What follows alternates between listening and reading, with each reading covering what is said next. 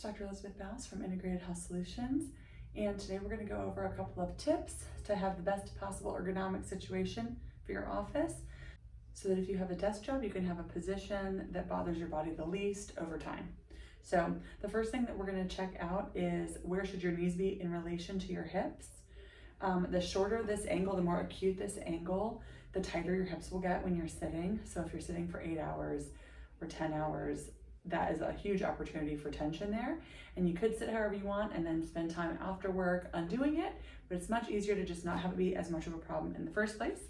So I would either alter your chair so that it kind of tips down. You want to keep your knees a little bit further away from your hips if possible to make that angle a little bit bigger. So that would be like the first thing you could do. The second thing I would say is control where your back is. So you don't want to be too arched. You don't want to be slouched. You want to sort of be just in the middle or neutral. That's going to be the best for your long-term stability and bother your back the least. And we're pretending this is a real desk here, okay? So you want your desk height to be sort of even with where your elbows would hit so that your forearms are parallel to the ground. So you can type there. And then screen, you want to be basically on the horizon of your eyesight or slightly elevated. You don't want to be looking up high, you don't want to be looking low. You want to bring it a little bit closer so you're not reaching for it. And for people who have multiple screens, make sure that the screen that you use the most is the one in the center.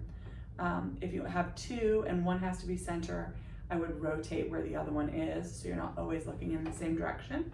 We've had a lot of patients come in with neck pain from doing that for 5 or 10 years. It really takes a toll.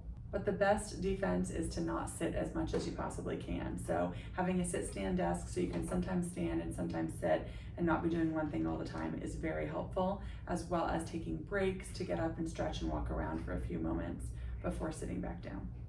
I hope this helps you have the best possible ergonomics at your work situation so you don't get hurt. If these types of tips are helpful for you, you can like and follow our page for more.